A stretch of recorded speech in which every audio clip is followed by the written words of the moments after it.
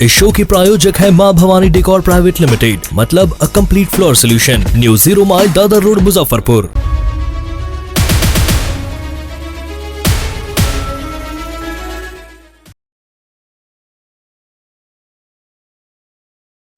SK banquet hall, central bank के सामने, main road, Maripur, Muzaffarpur का एकमात्र बैंक्वेट हॉल है जहां आप बर्थडे पार्टी से लेकर शादी विवाह तक का कर सकते हैं आयोजन।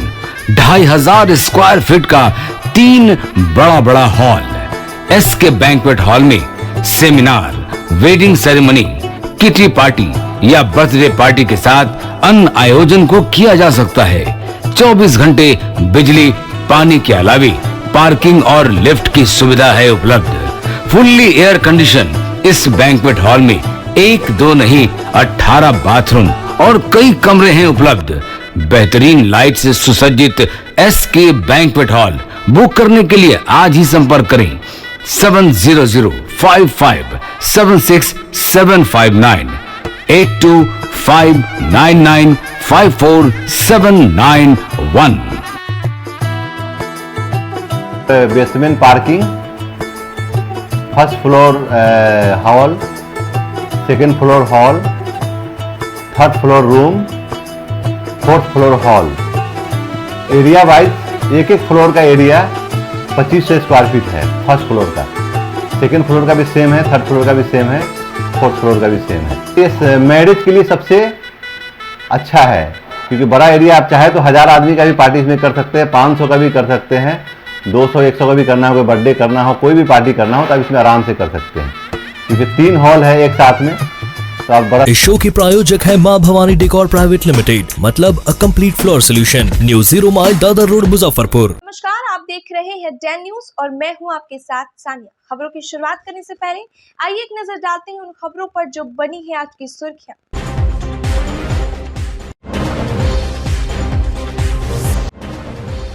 दिन दहाड़े अपराधियों ने किया एक युवक का अपहरण, फोन करके मांगी फिरौती, हरकत में आई पुलिस।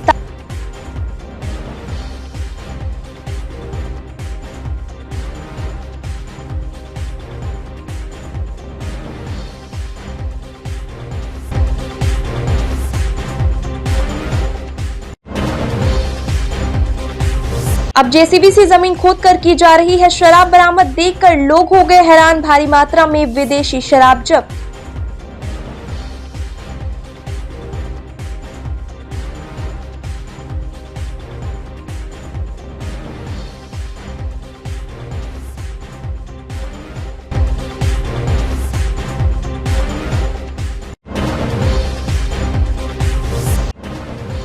और लैंगिक समानता और महिला सशक्तिकरण पर पूरी दुनिया में भारत का नाम रोशन करने वाली 16 साल के मुजफ्फरपुर की बेटी जहानवी ने डैन न्यूज के साथ बातचीत में खोली इतनी कम उम्र में इतना ज्यादा ज्ञान प्राप्त करने का राज।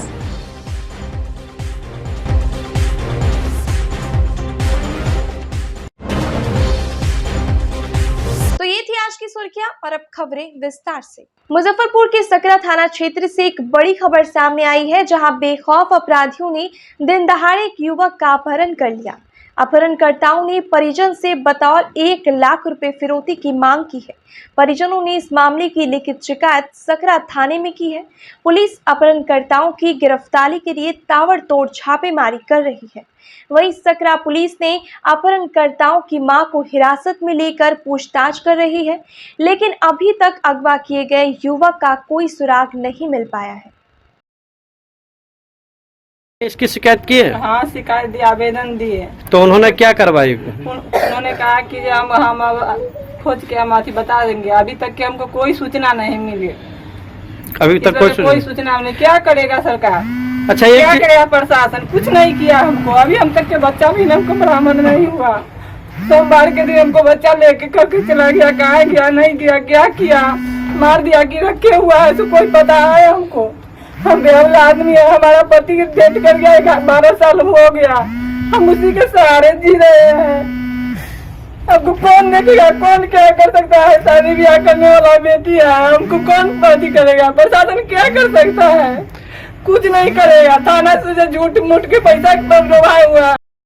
कॉल करे भाई यहाँ पर हम गए वहाँ से चले यहाँ पर आए तक बोला प्रशासन जी हम आ रहे हैं, कहाँ आए हैं, कुछ नहीं। क्या नाम हुआ आपका? रंजू देवी। कौन सा पंचायत है? रामपुर कृष्ण पंचायत। स्कूल कॉलेज के शिक्षकों पर अक्सर पढ़ाने में रुचि नहीं लेने और मोटी फीस वसूलने के आरोप लगाते रहे हैं।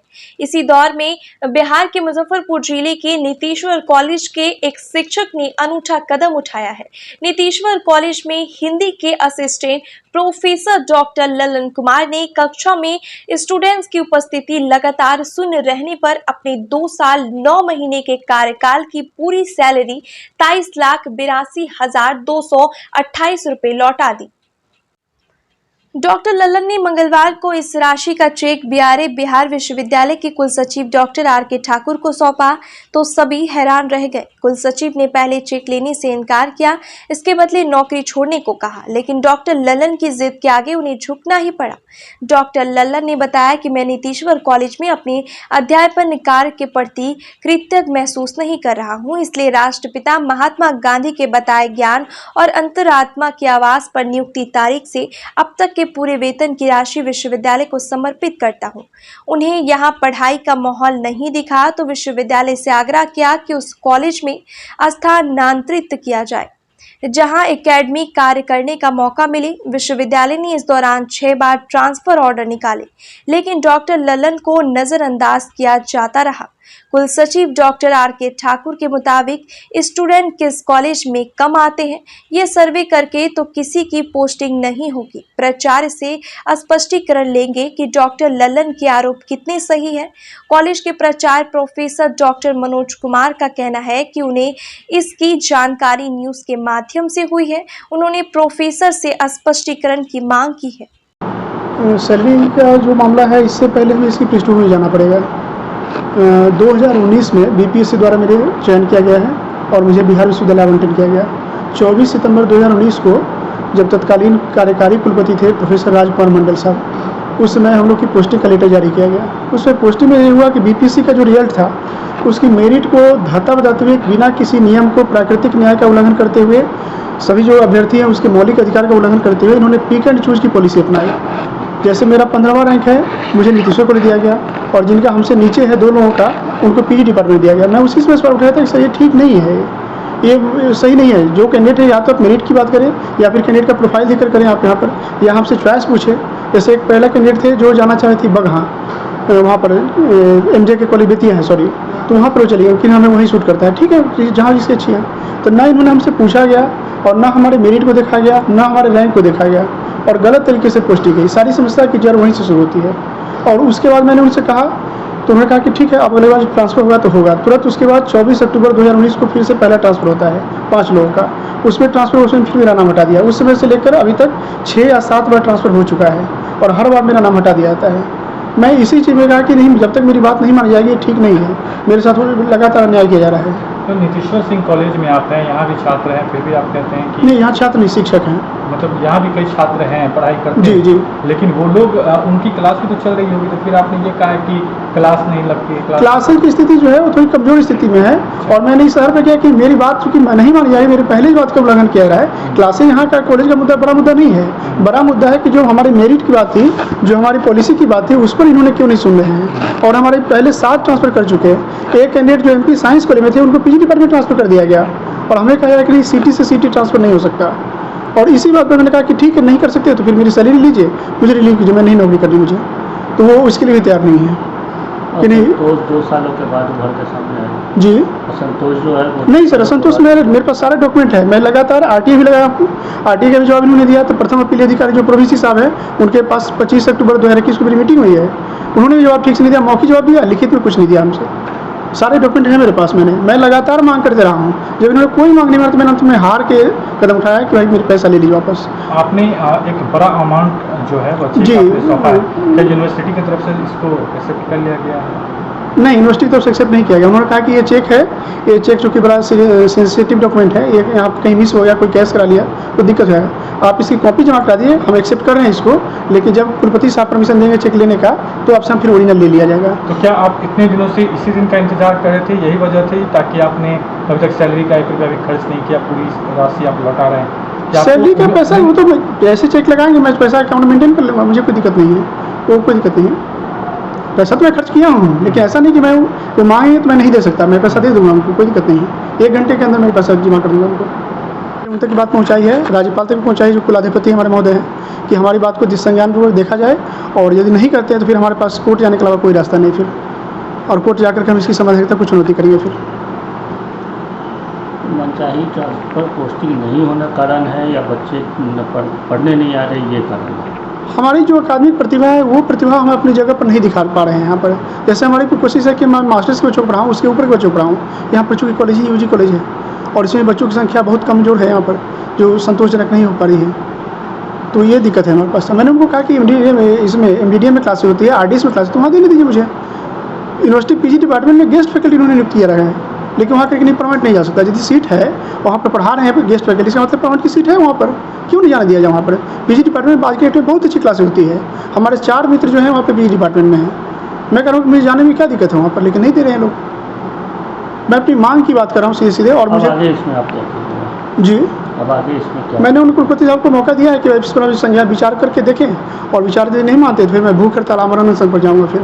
दरअसल इसके बारे में मुझे कोई जानकारी थी नहीं, ये अपने स्थानांतरण की कोशिश कर रहे हैं, और चूंकि इस महाविद्यालय के प्राचार्य हम हैं तो ये हमारी जानकारी में नहीं था।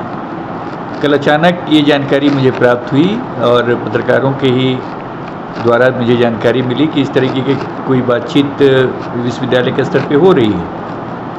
जहाँ तक हमारे यहाँ वर्ग होते ही हैं, और हर विषय के वर्ग होते हैं, और सारे शिक्षक अपने अपने क्लास लेते हैं।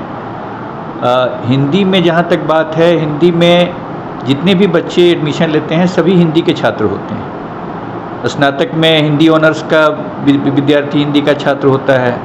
अन्य विषयों में जो लोग ऑनर्स करते हैं वो MIL लेते हैं, MIL की पढ़ाई हिंदी के शिक्षक ही करते हैं।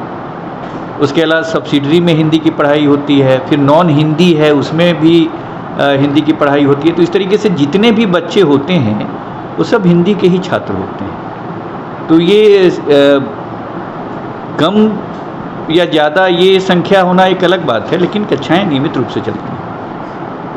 इनकी मंशा है कि ये PG में जाएं और स्नातकोत्तर विभाग में अपने ज्ञान को दें, तो इसलिए शायद इन्होंने ये कोशिश की होगी। इसके पहले भी जो इन्होंने शायद 5 बार ये अपना प्रतिवेदन विश्वविद्यालय में जमा कर चुके हैं, जैसा कि मैं देख रहा था, तो उसमें इन्होंने कभी इस बात का जिक्र नहीं किया है। ये प्रथम बार है कि उन्होंने इस बारे में जिक्र किया है, और मुझे इसके बारे में आप लोगों से ही पता चला है और आज के अखबार से पता चला है। ये जेसीबी देखकर आपको लग रहा होगा कि यहाँ पर किसी चीज की खुदाई चल रही है। हम आपको बता दें कि ये खुदाई शराब खोजने के लिए की जा रही है। पूर्ण शराबबंदी वाले बिहार में शराब माफियों का हथकंडा देखिए। जमीन के अंदर से शराब की एक बड़ी खेप को मुजफ्फरपुर पुलिस ने बरामद किया। दरअसल पारू थाना इलाके के गयासपुर दियारा इलाके में छापेमारी कर पुलिस ने यह बड़ी कार्रवाई की है। पुलिस को सूचना के आलोक में जब जेसीबी से जमीन खुदवाया गया तो लोग देखकर दंग रह गए। पुलिस ने सैकड़ों कार्टन विदेशी शराब को बरामद किया है। मौके से 2 कारोबारी को भी पुलिस ने दबोचा है। शराब यूपी से मुजफ्फरपुर में लाई गई थी। SDOP सरैया राजेश कुमार शर्मा ने बताया कि इस ऑपरेशन में एक बड़े शराब सिंडिकेट का खुलासा हुआ है। उन्होंने बताया कि कई शराब कारोबारियों का नाम भी सामने आया है। आप देख सकते हैं सीधा तस्वीर, जेसीबी से पूरे मिट्टी को खुदाई हुई है, अंदर से भी शराब निकल रही है, और ये बाहर पूरे इस क्षेत्र में चिंतावन पंचायत का दियारा क्षेत्र है, जो इसको मिनी रेगिस्तान के नाम से जाना जाता है। और पूरी ये लोड 12 चक्का का ट्रक है। ये देख सकते हैं सीधा तस्वीर आप इस ट्रक से। और मैं अंदर का भी सीन दिखाता हूँ, जहाँ पे सबसे बड़ी शराब का सिंडिकेट का पर्दाफाश हुआ है। और इसी क्षेत्र में शराब को छिपाई जाती है, जहाँ मैं आपको सीधा तस्वीर भी दिखाऊँगा अंदर से। और इसी क्षेत्र में अभी पूरे प्रशासन के टीम ने इसे छापा मारा है और इसे पूरे शराब को निकाला है। इसी अंदर में छुपाई जा रही थी शराब को। और ये एक मिनी रेगिस्तान कहा जा सकता है इसको, चिंतावन पंचायत का। ये तस्वीर मैं दिखा रहा हूँ यहाँ से। आप देख सकते हैं सीधा तस्वीर जिला मुजफ्फरपुर के पारू प्रखंड के चिंतावन पंचायत से दियारा क्षेत्र का है, जहाँ सीधा तस्वीर ये शराब माफियों का सबसे बड़ा सिंडिकेट का पर्दाफाश हुआ है, जहाँ पे प्रशासन पूरी टीम के साथ यहाँ पे मुस्तैदी के साथ तैनात है। और यहाँ से तस्वीर मैं आपको दिखा रहा हूँ, ये है शराब का सबसे बड़ी खेप पकड़ी गई है। लगभग लाखों की माल है ये, देख सकते हैं। ये तस्वीर आपको मैं दिखा रहा हूँ यहाँ से। प्रशासन पूरी अलर्ट, पूरा यहाँ देख सकते हैं ये तस्वीर। पारू थाना, सरैया थाना, डीएसपी साहब का भी आगमन हुआ था लेकिन वो चले गए। फिलहाल मैं आपको ये तस्वीर दिखा रहा हूँ। पूरा दियारा क्षेत्र में शराब का सबसे बड़ी सिंडिकेट का पर्दाफाश हुआ है। आपसे ये तस्वीर आप देख सकते हैं। ये गाड़ी है, गाड़ी की संख्या यूपी से गाड़ी आई है 70BT5637। ये यूपी से आई हुई है गाड़ी। ये सबसे बड़ी चिंतामणपुर पंचायत पारू प्रखंड का ये नज़ारा है। छोटी सी कि मैं एक रिलेटिव के घर गई थी और उनको लड़की हुई थी एक्चुअली। तो मिठाई तो खरीदा कर आई थी बट किसी ने मुझे दी नहीं थी। तो एक बच्चे के दिमाग में नहीं खुराफात आती है कि मिठाई क्यों नहीं मिली। लोग सैनिटरी पैड काली पन्नी में लेकर आएंगे लेकिन सिगरेट और ये सब तो खुले। सैनिटरी पैड लेने जाओ तो दुकानदार ऐसे देखे जैसे लग रहा है ड्रग्स खरीदने जा रहे हैं उसके पास। तो इस और जैसे आपने कॉन्डम की बात की तो उससे क्या होता है, STD फैलने से रुकता है। लेकिन ये बात यही कोशिश कर रही हूँ समझाने की कि इन सब चीज़ों को खरीदने में कभी मत हिचकिचाओ क्योंकि ये कहीं ना कहीं तुम्हारी जान को बचा रही हैं।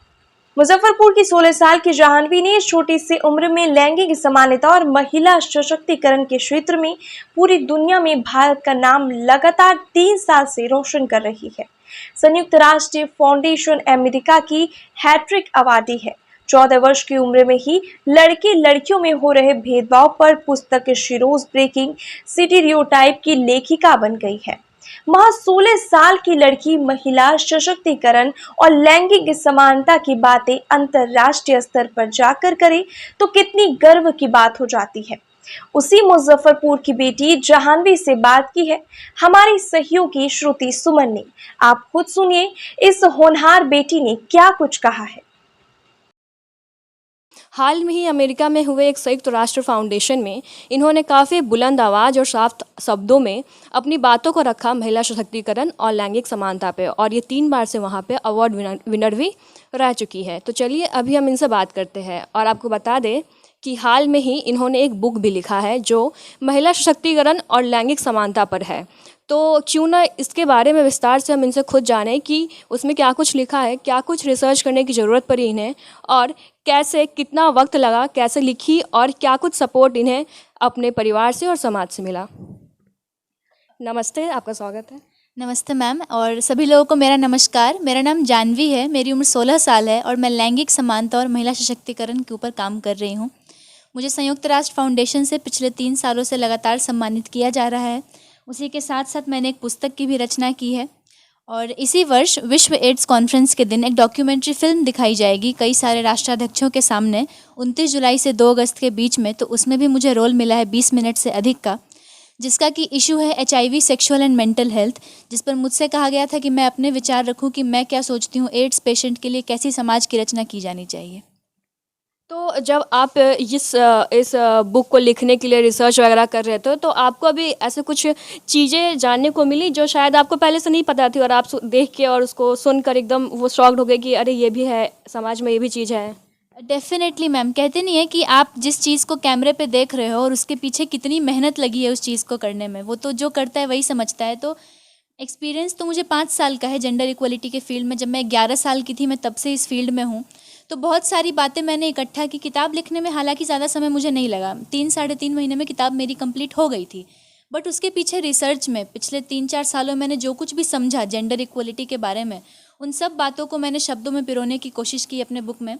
और बिल्कुल बहुत सारी ऐसी बातें मुझे पता चली रिसर्च के टाइम, जब मैंने अलग अलग किताबें पढ़ी या फिर ऑनलाइन रिसर्च किया। बहुत सारी बातें पता चली जो शायद मुझे पहले से नहीं पता थी और उन बातों का जिक्र मैंने अपनी एक पुस्तक में किया कि शायद जो कुछ मैं नहीं जानती हूँ इस उम्र में वो मेरी उम्र की बाकी लड़कियाँ जान जाएं। तो जब आप बंद पेटी में रखी बात को खोलते हैं, जैसे सेक्स की बात करें या फिर पीरियड्स की बात करें, तो इसको गलत माना जाता है हमारे समाज में अभी भी। और सामने बैठी महिलाओं का क्या रिएक्शन होता है, क्योंकि हम लोग शुरू से सुनते आए और देखते हैं कि एक महिला की दुश्मन महिला ही होती है। तो सामने बैठी महिलाओं के क्या रिएक्शन रहा है? तो रिएक्शन तो यही रहा है कि जब भी कभी मैं सेमिनार में भी जाकर बोलती हूँ इन सब बातों पर, तो जो लड़कियाँ सुनती रहती हैं वो थोड़ा शर्माती हैं, कोई नीचे देखने लगेगी, मेरी तरफ नहीं देखती हैं, या फिर मेरे बारे में सोचती होंगी कैसी पागल लड़की आ गई है, किस बारे में बात करी, भाई हमें तो चुप रहने के लिए कहा गया है। तो रिएक्शन ऐसा आता है कि लेकिन जो महिलाएं उस चीज़ को बहुत बुरी तरह से फेस कर रही हैं उनकी तरफ से सपोर्ट भी आता है कि चलो बेटा तुम हो जो हम लोगों की आवाज़ बनकर लड़ रही हो। आज जो सम्मान समारोह था उसमें मैंने यही बात कही कि मेरी क्लाइंट कौन है, तो मेरी क्लाइंट वो सारी महिलाएं और लड़कियां हैं जो कहीं ना कहीं अपनी आवाज़ को नहीं उठा पा रही हैं। तो एक पॉजिटिव रिएक्शन भी आता है तो एक नेगेटिव रिएक्शन भी आता है साथ में कि ये कैसी बात है, सेक्स और पीरियड्स पे कौन बात करता है यार, इन सबको तो छुपा के रखना चाहिए। तो कभी उनका रिएक्शन देख के आपको डिमोटिवेशन फील हुआ है कि एक महिलाएं होकर ऐसा रिएक्शन दे रही है तो शायद मतलब मुझे चुप हो जाना चाहिए या फिर लिमिट कर देना चाहिए अपने शब्दों को? मैम डीमोटिवेट मैं कभी नहीं हुई क्योंकि मैं खुद से सेल्फ ही इतनी ज़्यादा मोटिवेटेड हूँ कि किसी और की बात मुझे डीमोटिवेट नहीं करती। मैं जानती हूँ कि कोई भी चीज़ अगर आप नया शुरू कर रहे हैं, कोई भी क्रांति जब आप लाते हैं तो शुरू में कई समस्याएं आती हैं, लेकिन उनको लड़कर जो आगे बढ़ता है उसी का काम सक्सेसफुल हो पाता है। तो उनकी बातों को सुनकर कभी ऐसा नहीं लगा कि मुझे काम छोड़ देना चाहिए या फिर मैं गलत कर रही हूँ, क्योंकि मम्मी पापा का सपोर्ट है। अगर आपको मम्मी पापा आपके कहेंगे कि बेटा तुम सही हो तो आपको लगेगा कि मैं सच में सही हूँ, और मुझे खुद भी पता है, मेरे अंतर आत्मा को पता है कि मैं जो भी कर रही हूँ वो सब सही कर रही हूँ। एक फेमस मूवी की डायलॉग है कि क्रांतिकारी महिलाएं सबको पसंद है, लेकिन अपने घर में नहीं, पड़ोसी के घर में, दूसरे के घर में। लेकिन आपके घर में काफ़ी ज़्यादा आपको सपोर्ट मिल रहा है, चाहे आपके वो पिताजी हो या फिर भाई हो, माँ हो। हालांकि बात करें तो क्रांतिकारी महिलाएं इस घर के आप दूसरी है, पहली आपकी माँ ही है, क्योंकि माँ से ही कोई भी सोच उत्पन्न होती है। तो आपको कैसा लग रहा है इस समाज के बीच में रह के इतनी अच्छी फैमिली का सपोर्ट माना कि हाँ ये आपको सपोर्ट कर रहे हैं और आपके क्रांति में आपके कदम से कदम मिला के चल रहे हैं? जी, बहुत अच्छा लगता है, क्योंकि हालांकि जब मैं दूसरी लड़कियों को देखती हूँ, उनकी सिचुएशन को देखती हूँ, मैं सोचती हूँ कि मेरी लाइफ इनसे 1000 टाइम्स बेटर है, क्योंकि शायद ये वो नहीं कर पाती, इनको तो स्कूल जाना भी अलाउड नहीं है, इनको किसी से बात करना अलाउड नहीं है, बट मेरे मम्मी पापा ने मुझे बचपन से एक इन्वायरमेंट दिया। अगर उनका सपोर्ट नहीं होता तो शायद मैं नहीं बोल पाती ऐसे कैमरे के सामने सेक्स और पीरियड्स की बातें। तो हमारे घर का माहौल ही ऐसा है, हम लोग सब बेस्ट फ्रेंड्स की तरह हैं, हम लोग सारी बातें एक दूसरे से शेयर करते हैं, और तभी उन लोगों का भी सपोर्ट आता है कि क्योंकि शायद उन्हें भी पता है कि मैं जो कर रही हूँ वो सही कर रही हूँ, और मुझे इस चीज़ में उनके सपोर्ट की बहुत ज़्यादा ज़रूरत है। जब आप इतना खुल के इस मुद्दे पर बातें करते हो, अपनी बातें रखते हो, अपनी सोच रखते हो, तो ये साफ तौर पर दर्शाता है कि आप एक ऐसे परिवार से बिलोंगिंग रखते हो जो काफ़ी खुले विचार के है और उनकी मेंटलिटी काफ़ी अच्छी है।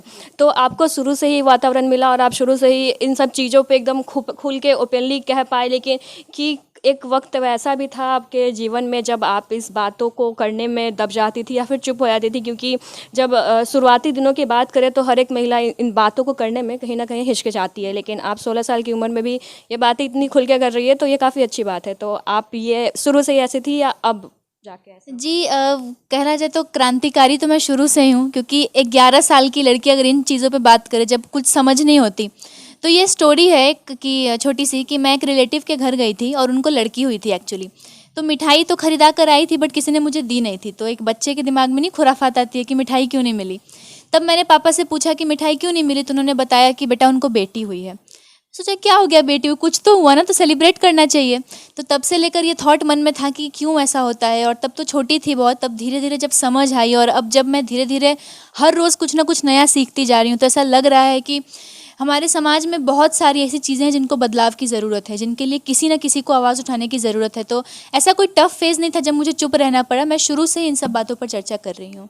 तो मुझे याद है जब मेरे स्कूल में ऐसा सेक्स एजुकेशन हम लोगों को दिया गया था और पीरियड से बताया गया था, तो लड़के लड़कियों को अलग अलग कमरे में बिठाया गया था। आपको भी याद होगा, आपके टाइम पर अगर स्कूल में पीरियड्स पर चर्चा की गई होगी तो हम सबको अलग अलग रूम में बिठाया गया था, और पता नहीं क्यों, जबकि बातें दोनों से सेम ही की गई थी। तो वही मैं कहना चाह रही हूँ कि अगर अंडरस्टैंडिंग डेवलप करनी है मेल फीमेल को आपस में, तो ये सब चीज़ें एक छोटे लेवल से ही शुरू होती हैं। आपकी बातों से ज़रूर याद आया कि जब 7th या 8th में थे तो एक चैप्टर था रिप्रोडक्शन, जिसमें वो चैप्टर स्किप करा दिया जाता था और नोट्स प्रोवाइड किया जाता था। पर हाँ, वो गलत है, सेक्स एजुकेशन आनी चाहिए। तो जब हम लोग बात करते हैं पीरियड्स की, तो सैनिटरी पैड अभी भी एक ऐसा मुद्दा है जिसको काले पन्नी में बंद करके दिया जाता है या फिर पेपर में रैप करके वो लोग देते हैं। या फिर अगर हम लोग बात करें सेक्स की, तो कॉन्डम एक ऐसा मुद्दा है जिसको लेने में अभी भी युवा हिचकिचाते हैं और उनको दुकानदार भी सही नज़रों से नहीं देखते हैं।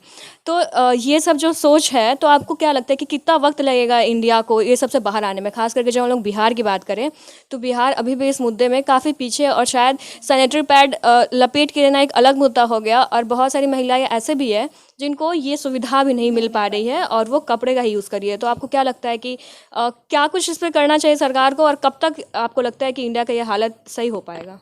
जी, तो मैं बताना चाहूँगी कि मैं जो अपनी दूसरी पुस्तक अभी लिख रही हूँ वो मैं इसी टॉपिक पर लिख रही हूँ। उसका नाम मैंने रखा है लाल धब्बा। और उस इशू के बारे में मतलब मैं यही लिख रही हूँ उसमें कि किस तरह से एक महिला को क्या क्या समस्याएं फेस करनी पड़ती हैं, समाज किस दृष्टि से उनको देखता है और एक महिला को कैसे अपना ख्याल रखना चाहिए उस टाइम पे, इसकी चर्चा। और अभी वर्ल्ड मेंस्ट्रुअल हाइजीन डे था 1-1.5 महीने पहले, तो मैंने एक तस्वीर डाली थी सोशल मीडिया में और न्यूज़पेपर्स में भी आया था कि मैंने अपनी आँखों के ऊपर ऐसे एक सैनिटरी पैड डाला हुआ है और ये सिंबल था ऐसे। तो उस तस्वीर का यही मतलब था कि अपनी आँखों पर जो ये अंधकार की पट्टी बंधी है, ये जो ज्ञान नहीं है आपके पास, इस पट्टी को हटाओ और इस चुप्पी को तोड़ो, क्योंकि पीरियड्स एक नेचुरल प्रोसेस है। अगर ये ना हो तो हमारा पॉपुलेशन आगे नहीं बढ़ पाएगा। तो इस पे एक ग्राउंड लेवल पे काम करना बहुत ज़रूरी है। अगर आपने कोई रूल बना दिया, कोई चीज़ लिख दी, लेकिन अगर आप उसको फॉलो नहीं करवा पा रहे हो, फॉलो नहीं कर पा रहे हो, तो फिर क्या फ़ायदा उस चीज़ का। लोग सैनिटरी पैड काली पन्नी में लेकर आएंगे, लेकिन सिगरेट और ये सब तो खुले सैनिटरी पैड लेने जाओ तो दुकानदार ऐसे देखे जैसे लग रहा है ड्रग्स खरीदने जा रहे हैं उसके पास, और आसपास के कस्टमर्स के हटने का हम लोग वेट करते कि वो हटें तब हम बोलें भैया को कि भैया ये हमें दीजिए। तो इस और जैसे आपने कॉन्डम की बात की, तो उससे क्या होता है, एसटीडी फैलने से रुकता है। लेकिन ये बात कि कौन समझाए हमारी जनता को। मैं तो यही कोशिश कर रही हूँ समझाने की कि इन सब चीज़ों को खरीदने में कभी मत हिचकिचाओ, क्योंकि ये कहीं ना कहीं तुम्हारी जान को बचा रही हैं। हाँ, तो ऐसा अगर हम बात करें तो जब शुरुआती जब वो जब पिलर जब बनता है तो जब शुरुआती मजबूत हो तभी वो आगे स्ट्रांग हो पाता है। जैसे कि आपको परिवार का साथ शुरुआती में मिला, तब आप महज 16 साल में इतना नाम कमा रही है। तो कहीं ना कहीं सेक्स एजुकेशन जो लैक कर रहा है, अगर वो आएगा तो शुरुआत से शायद वो विकसित हो पाए। तो अब एक बहुत मतलब बड़ा और दबा मुद्दा है कि जब हम लोग ये जो बात है, पेटी में बंद बात है, जो सेक्स और कॉन्डम की जो भी बात है या फिर पीरियड्स की बात है, तो जब आप इसके बारे में बात करते हैं अपने परिवार के सामने, अपने भाई के सामने, तो कभी एक हिचक हुआ है कि नहीं मतलब यहाँ ये नहीं बोलना चाहिए था, या फिर शायद यहाँ पे पापा नहीं होते तो मैं ज़्यादा खुल के बात कर पाती, ऐसा कुछ? कभी भी नहीं ऐसा हुआ, क्योंकि अगर ऐसा होता तो अभी भी पापा सामने बैठे, मम्मी सामने बैठी, पर मैं बोल रही हूँ। तो ऐसा ही परिवार है जहाँ पे हम लोग सब कुछ खुल के बात करते हैं। तो आप जब महिलाओं को देखते हैं, जब आप गांव में जाइएगा और महिलाओं को देखिएगा, तो काफ़ी पढ़ाई से लेके उनकी जो परवरिश होती है या फिर उनकी जो सेक्सुअल वो होती है, हाइजीन होती है, या फिर जो भी कंडीशन होती है, अर्ली मैरिज होती है, तो उनसे रिलेटेड बहुत सारे इशू को अभी भी वो लोग फाइट कर रही है, अभी भी लड़ रही है। और उनको दबाया जाता है क्योंकि ऐसा माना जाता है कि मेल डोमिनेंसी अभी भी भारत में बहुत ज़्यादा है। तो आपको क्या लगता है कि इस तरह के जो कदम होते हैं इससे समाज बदलेगा? जैसे अभी पैड बैन भी आया था और फिर टॉयलेट एक प्रेम कथा आया था, तो आपको क्या लगता है ऐसे मूवी आती है तो क्या ये समाज के सोच को बदल पाती है, या फिर महज एक मूवी की तरह ही एंटरटेनमेंट बन के रह जाती है? कहते हैं कि हर एक मूवी से कुछ ना कुछ सीख मिलती है, हर मूवी में कोई ना कोई मैसेज ज़रूर छुपा होता है। तो कैसे थिएटर जाते हैं तो हर मूवी से पहले अक्षय कुमार का ऐड आता है, अपने हाथों में सैनिटरी पैड लेकर वो जो ऐड करते हैं, तो उन सब चीज़ों से भी लोगों के मन पर इफेक्ट पड़ता है। और जब मैं जाती हूँ ज़्यादातर गाँव की औरतों से बात करें तो थोड़ा ज़्यादा शर्माती हैं, बोलती हैं कि बेटा हमें कभी मौका ही नहीं मिला बोलने का, जानती हो ऐसे होता है, ससुराल वाले ऐसे, मतलब बहुत सारी प्रॉब्लम्स उनकी मैं सुनती हूँ। मैं उनसे यही कहती हूँ कि देखिए आंटी या फिर जो भी लेडी रहती है मेरे सामने, कि आपको अपनी लड़ाई खुद लड़नी होगी। हो सकता है मैं आपको मोटिवेट कर दूं, कोई कहीं से आप मोटिवेशन कलेक्ट कर लो, लेकिन उसको अपनी लाइफ में अप्लाई करना आपको खुद करना पड़ेगा, क्योंकि आपकी लड़ाई समाज कभी नहीं लड़ेगा आपके लिए, आपको खुद ही अपनी आवाज़ उठानी पड़ेगी। तो ऐसे कामों से ज़रूर इफेक्ट पड़ रहा है, तभी तो हम लोग कर रहे हैं, हम जैसे एक्टिविस्ट तभी तो काम कर रहे हैं। तो इसीलिए हम लोग काम कर रहे हैं और उन पे अच्छा इफेक्ट पड़ रहा है, पॉजिटिव रिस्पांस भी आता है। कुछ लड़कियां सोचती हैं कि ये क्यों बोल रही है, चली जाए यहाँ से, ज़्यादा अच्छा रहे, सामने में लड़के बैठे हुए हैं, इसे शर्म नहीं आ रही। तो मुझे शर्म नहीं आती, क्योंकि शर्म तो तब आएगी ना जब कुछ गलती कर रहे हो। जब हम सही बात करें तो उस बात पर शर्म क्यों आए? तो एक अंत का सवाल आपसे यही लेना चाहेंगे, क्योंकि बहुत ज़रूरी सवाल है कि आपका जो सोर्स ऑफ मोटिवेशन है वो क्या है, और आपको ऐसी कौन सी चीज़ है जो आपको मोटिवेटेड रखती है और आपको इंस्पायर करती है कि नहीं आपको इस फील्ड में आगे जाना है और काम करना है, और सामने जो भी लड़की महिलाएं सफ़र कर रही है उनको भी बाहर आके और खुल के बातें करनी चाहिए? मैं जब भी किसी लड़की या महिला को इन सब बातों को लेकर दुखी देखती हूँ तो वो चीज़ मुझे अचानक से मोटिवेट कर देती है कि अभी कुछ भी नहीं हुआ, अभी बहुत कुछ करना है लाइफ में। जेंडर इक्वलिटी को अचीव कराने में, अगर जेंडर इक्वलिटी आ जाएगी तो हो सकता है छोटा सा योगदान कुछ मेरा भी रहे उसमें। तो जब भी मैं किसी औरत या लड़की को दुखी देखती हूँ, सफ़र करता हुआ देखती हूँ, तो मुझे एक अंदर से एक आग आ जाती है कि नहीं अभी और करना है, अभी और करना है, अभी रुकना नहीं है।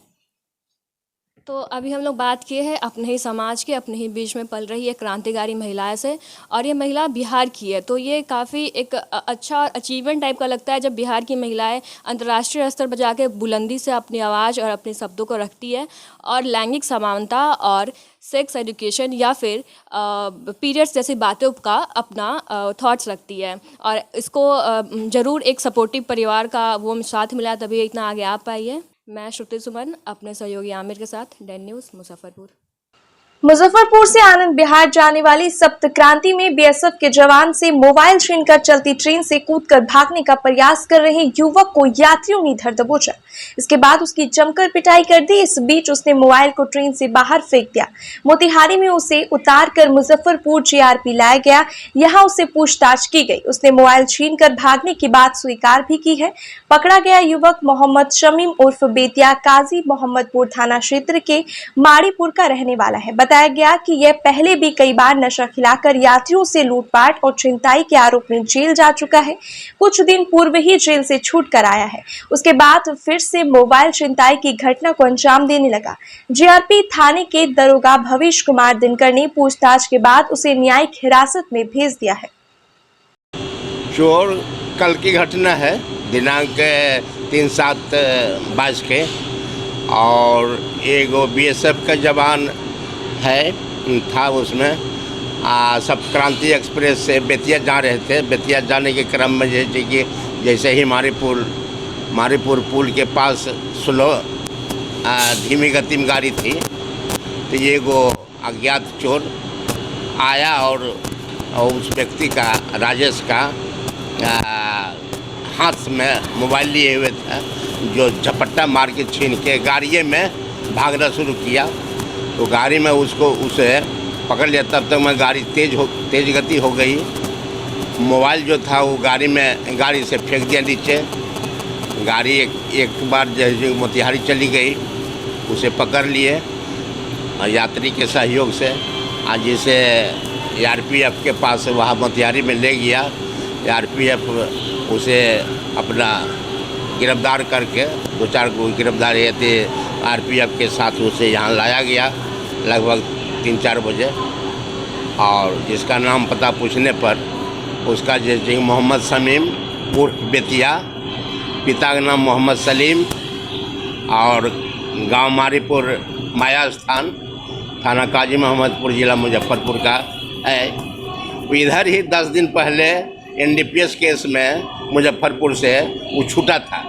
वदतन सातिर चोर है।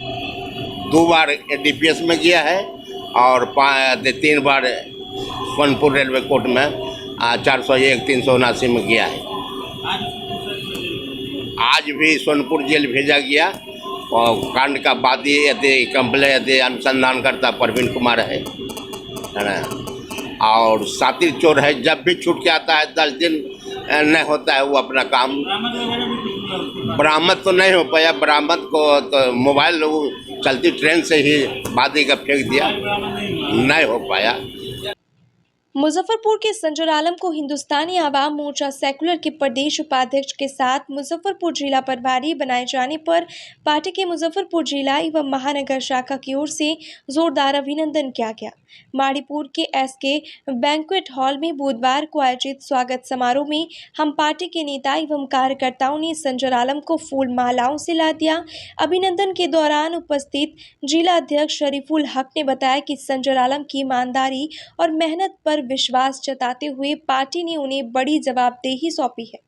पार्टी नेतृत्व के फैसले का सभी लोग स्वागत करते हैं। वहीं नवनियुक्त प्रदेश उपाध्यक्ष सह मुजफ्फरपुर जिला प्रभारी संजर आलम ने कहा कि जो जिम्मेदारी पार्टी नेतृत्व सौंपी है उसे पूरा करते हुए ईमानदारी के साथ समर्पित होकर पूरे राज्य का दौरा करेंगे और संगठन को और अधिक मजबूत बनाएंगे ताकि आने वाले चुनाव में हम पार्टी ज़्यादा से ज़्यादा सीटों पर जीत हासिल कर सकें।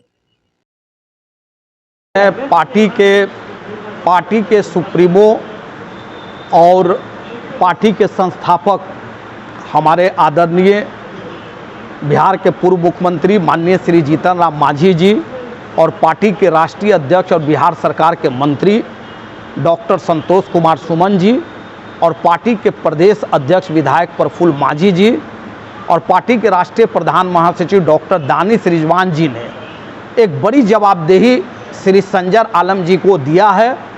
इनको पदोन्नति देते हुए इनको पार्टी का बिहार प्रदेश का उपाध्यक्ष बना दिया गया है।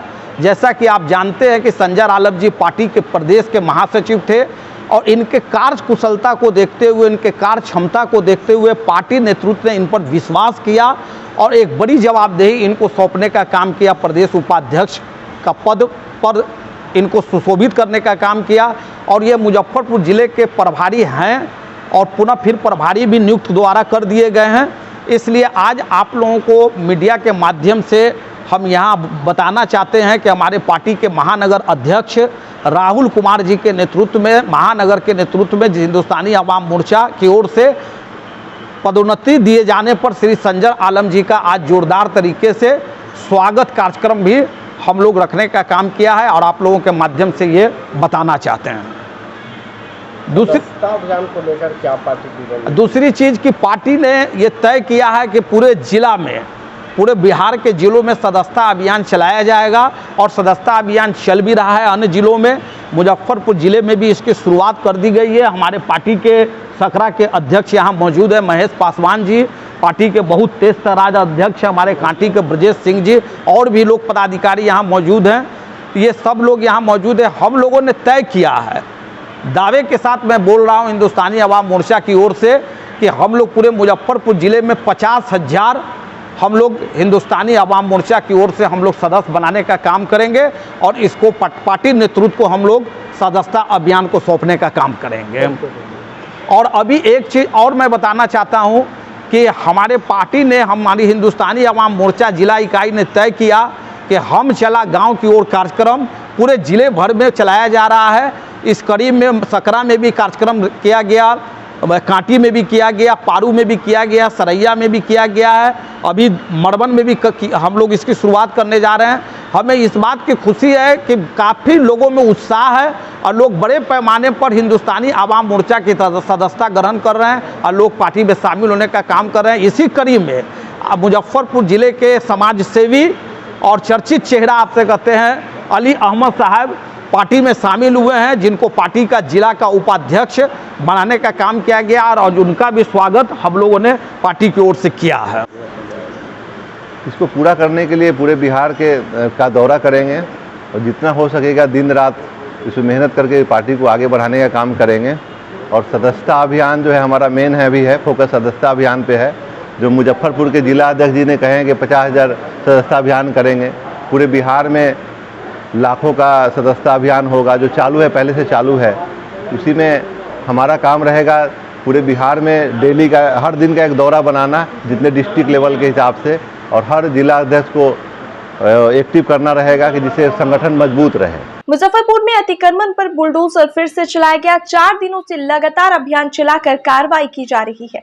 श्रावणी मेला को देखते हुए गरीब स्थान मंदिर से लेकर राम दयालु तक सड़क किनारे बसे अतिक्रमण पर प्रशासन का बुलडोजर चला। इस दौरान मजिस्ट्रेट के साथ निगम के भी कई अधिकारी और पुलिस बल मौजूद रहे। अतिक्रमण हटाने के दौरान अघोरिया बाजार के सलम बस्ती के किनारे बसे लोगों ने हंगामा करना शुरू कर दिया। हंगामा बढ़ते देख नगर कर्मियों ने वहां से बगैर अतिक्रमण हटाए जाना मुनासिब समझा। अभियान के अधिकारी नवीन कुमार ने बताया कि दुकान हटाने के बाद अगर लगाया जाएगा तो उस दुकान के खिलाफ फाइन करने के साथ ही FIR दर्ज की जाएगी। कंपनी बाग से शुरू किए हैं और राम दयालु गुमती तक आ गए हैं जी। क्या अभियान क्या अभियान नहीं है, जो इसको साफ रखना है श्रावणी मेला के उपलक्ष्य में। अच्छा, हटा दिया गया पूरा सड़क किनारे से? हाँ, हटा दिया गया, अभी हटाइए रहे हैं। क्या आगे क्या चेतावनी देंगे जो लगाने पर? जुर्माना होगा, FIR वगैरह भी हो जाएगी? हो सकती है, ना बात मानेगा तो FIR करना ही पड़ेगा। जो हटाने के बाद भी कई लोग लगा देते हैं दुकान, हाँ, उसके लिए क्या मैसेज होगा? FIR किया जाएगा, जुर्माना किया जाएगा, साहब का जैसा निर्देश होगा उसको हम लोग पालन करेंगे। संकल्प एवं नागरिक फोरम की ओर से मुजफ्फरपुर के खुदीराम बोस स्मारक स्थल पर बुधवार को आयोजित शहादत दिवस समारोह में 1857 में शहीद होने वाले पहले बिहारवासी अली को शहीद वेदी पर माल्यार्पण कर श्रद्धा सुमन अर्पित किया गया। संकल्प के अध्यक्ष जमील अख्तर ने कहा कि शहीद वारिस अली का नाम स्वतंत्रता संग्राम में बिहार के उन चंद शहीदों की सूची शामिल होने का गौरव प्राप्त है जिन्होंने सबसे पहले कुर्बानी दी थी। यह पहले बिहारी योद्धा थे जिन्हें अंग्रेजों ने 6 जुलाई 1875 को देशद्रोह के आरोप में फांसी पर लटकाया। वारिस अली को मुजफ्फरपुर से गिरफ्तार कर दानापुर छावनी में ले जाकर फांसी की सजा दी गई। मौके पर विजय कुमार, शिव कुमार सहित काफी संख्या में लोग मौजूद रहे। ये आज का यह कार्यक्रम शहीद वारिस अली के शहादत दिवस के अवसर पर यह कार्यक्रम किया जा रहा है। ये हमारे तिरहुत क्षेत्र के प्रथम शहीद हैं जो बिहार में 6 जुलाई 1857 को जिन्हें फांसी दी गई। ये बरुराज के थाने में जमादार थे और हिंदुस्तानियों पर अत्याचार जो अंग्रेज लोग कर रहे थे उसका ये विरोध करते थे और इसका पत्र जो है ये प्रथम स्वतंत्रता सेनानी बहादुर शाह जफर तक पहुंचाने का काम करते थे। इसी के आरोप में उनको गिरफ्तार किया गया। यहाँ से गिरफ्तार करके पटना दानापुर छावनी में ले जाया गया और उन्हें 6 जुलाई 1857 को फांसी दे दी गई। ये तिरहुत के प्रथम शहीद थे जो गुमनामी के पन्नों में खोए हुए थे, जिसको संकल्प के साथियों ने 2007 से ये एजिटेशन करके आंदोलन करके इनको जो है जिंदा करने का काम किया, जिसको भारत सरकार ने प्रमाणिक मोहर 2019 में 18 में लगा दिया। जिस किताब का विमोचन खुद माननीय प्रधानमंत्री श्री नरेंद्र मोदी जी ने किया और ये तमाम शहीदों के बुक में जो भारत सरकार का है उसमें आ गया कि बिहार के प्रथम शहीद वारिस अली थे। उसी को लेकर कार्यक्रम है जी, उसी को लेकर कार्यक्रम है। कश्मीर से धारा 370 हटने के बाद इस बार के स्वतंत्रता दिवस के मौके पर कश्मीर की वादियों में बिहार के मुजफ्फरपुर में बने तिरंगा झंडे को फहराया गया। तिरंगा तैयार करने का काम मुजफ्फरपुर के खादी भंडार केंद्र में जोर शोर से चल रहा है।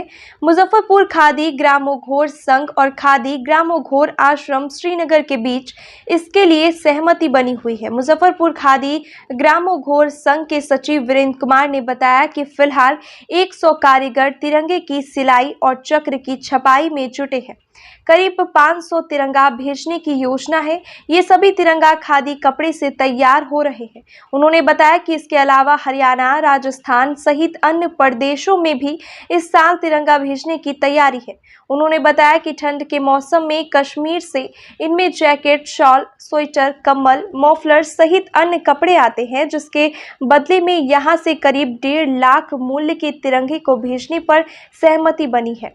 हर साल जिला खादी बिक्री केंद्र से करीब 1 करोड़ के घर में कपड़ों का कारोबार होता है, जिसमें कश्मीर की भागीदारी करीब 25 लाख की होती है।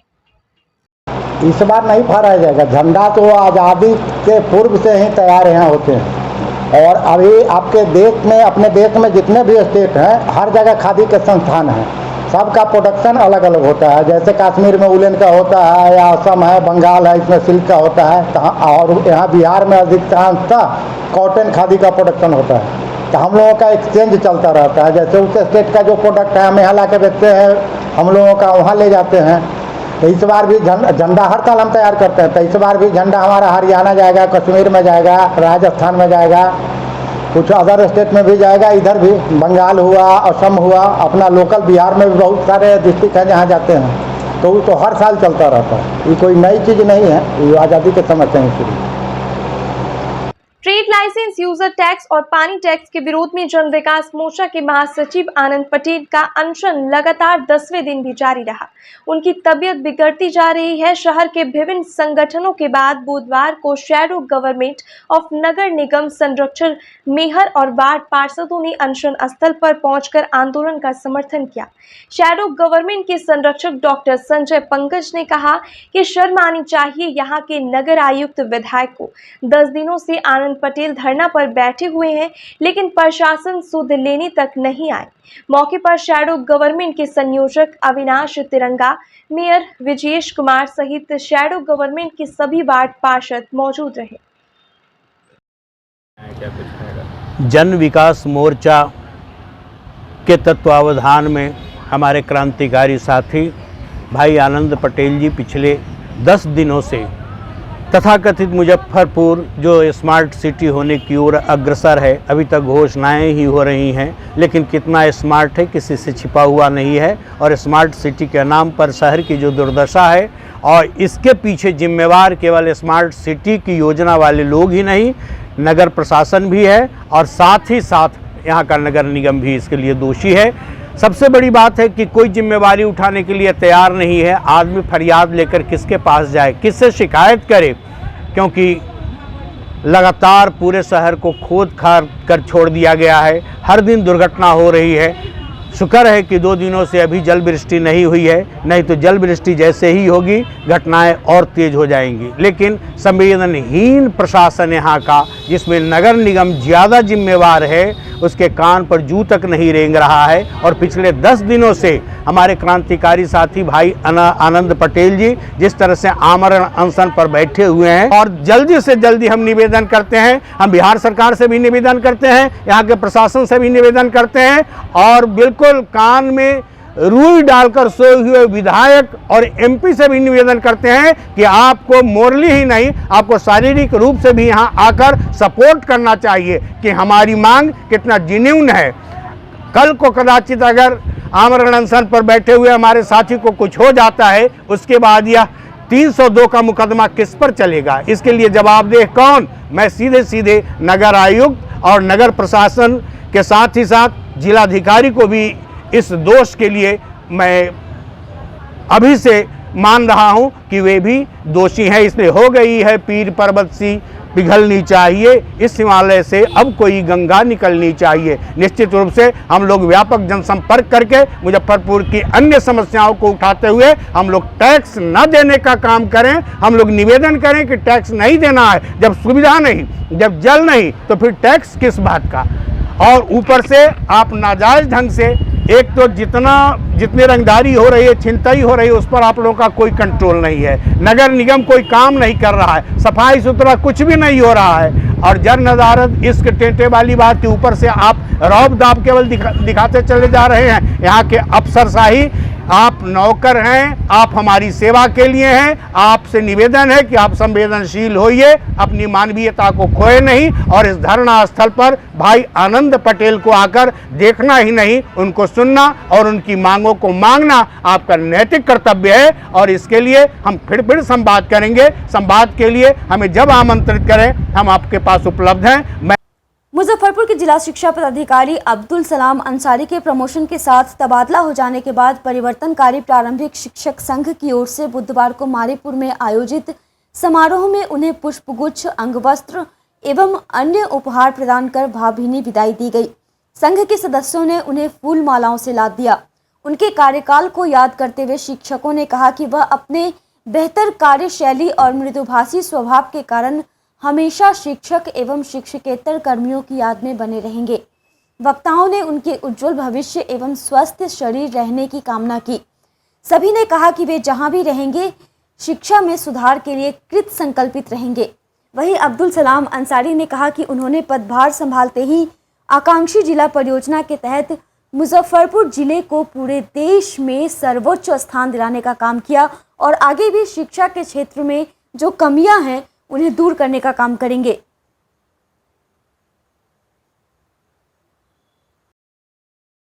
आज परिवर्तनकारी शिक्षक संघ मुजफ्फरपुर इकाई द्वारा होटल जेके रेसिडेंसी में मेरे स्थानांतरण पश्चात नए पदस्थापन स्थल निदेशक, उप निदेशक माध्यमिक शिक्षा पद पर होने के फलस्वरूप एक विदाई सह सम्मान समारोह का आयोजन किया गया है। हम आभारी हैं और पूरी तरह से परिवर्तनकारी शिक्षक संघ के प्रति जिन्होंने ये आयोजन किया है। आपको बताते चले कि विगत 3 वर्षों से मैं इस ज़िले में था और शिक्षकों के सहयोग के कारण विगत 4 माह से मुजफ्फरपुर जिला आकांक्षी जिला के तहत पूरे भारत में प्रथम रहा है। इसका पूरा श्रेय यहाँ के शिक्षकों को जाता है।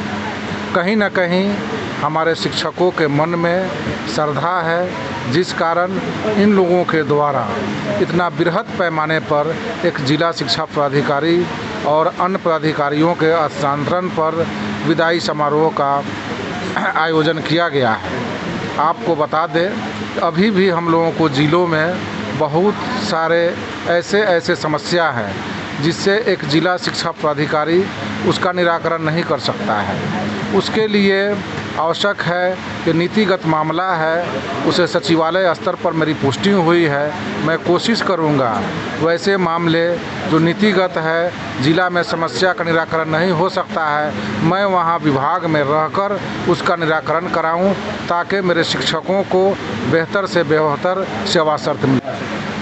मूल्यांकन तो यहाँ के पत्रकार बंधु, हमारे शिक्षक, यहाँ के जनप्रतिनिधि और जनता करेगी, जिसका नतीजा है कि पिछले साल अक्टूबर माह में पूरे भारत में आकांक्षी जिला में मैं द्वितीय स्थान पर था और 2-3 माह के मेहनत के पश्चात दिसंबर माह से लेकर लगातार दिसंबर, जनवरी, फरवरी, मार्च 4 माह तक पूरे भारत में हम लोग प्रथम स्थान पर रहे। विदाई समारोह तो इस नाते हम लोग कर रहे हैं कि ये जिला शिक्षा पदाधिकारी के रूप में यहाँ पर काम किए हैं, लेकिन मैं समझता हूँ कि यह विदाई तो बिछुड़ने का एक शब्द है, किंतु इनसे बिछुड़ने का शब्द नहीं। मैं समझ रहा हूँ कि आज प्रासंगिकता इस बात की है कि चूँकि ये उप निदेशक बनाए गए हैं तो इनका क्षेत्र विस्तार हुआ है। ये पहले एक जिला के पदाधिकारी थे, अब राज्य स्तर के पदाधिकारी हैं और इनके पूरे कार्यकाल में मुजफ्फरपुर जिला कई कीर्तिमान स्थापित किया।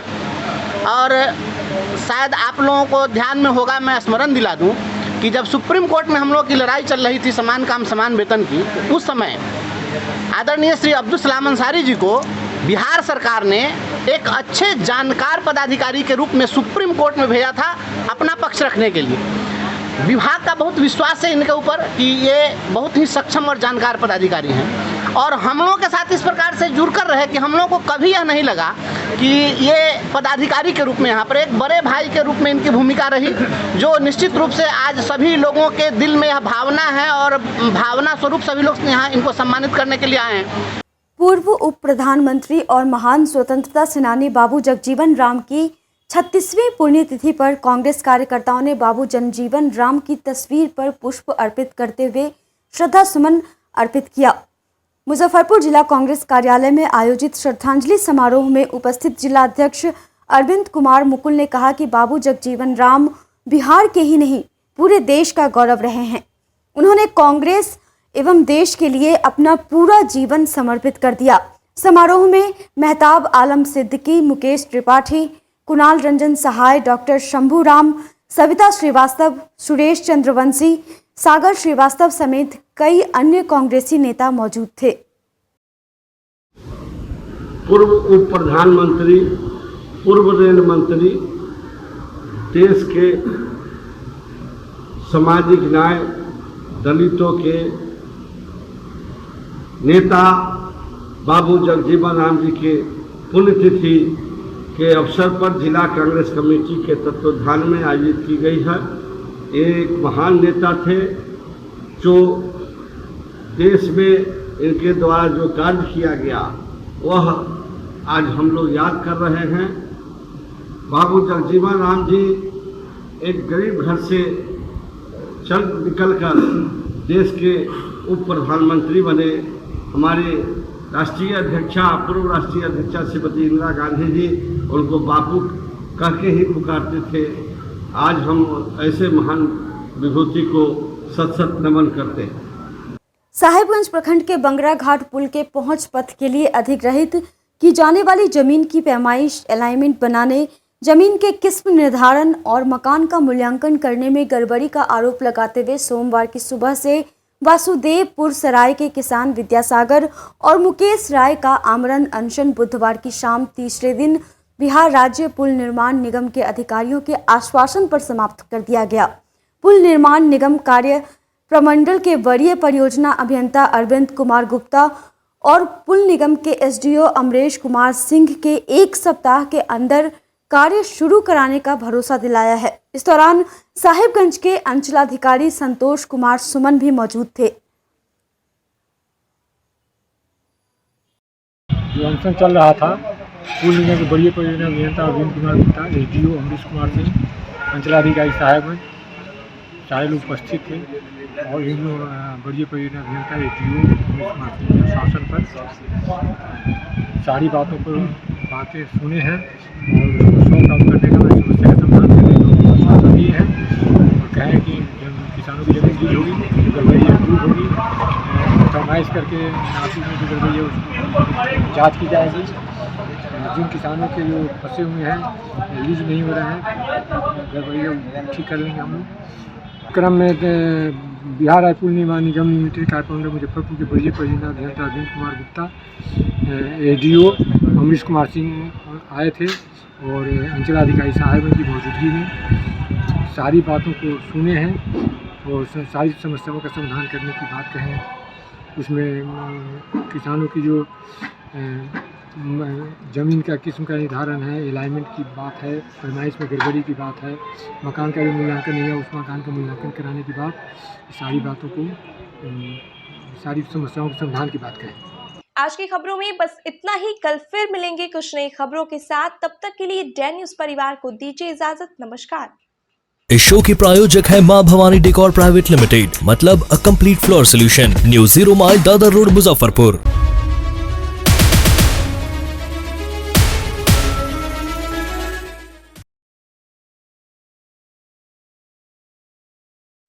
SK banquet hall, central bank के सामने, मेन रोड, माड़ीपुर, मुजफ्फरपुर का एकमात्र बैंक्वेट हॉल है जहां आप बर्थडे पार्टी से लेकर शादी विवाह तक का कर सकते हैं आयोजन। 2500 स्क्वायर फीट का 3 बड़ा हॉल। एसके बैंक्वेट हॉल में seminar, wedding ceremony, kitty party या बर्थडे पार्टी के साथ अन्य आयोजन को किया जा सकता है। 24 घंटे बिजली पानी के अलावे पार्किंग और लिफ्ट की सुविधा है उपलब्ध। फुल्ली एयर कंडीशन इस बैंक्वेट हॉल में 1, 2 नहीं 18 बाथरूम और कई कमरे हैं उपलब्ध।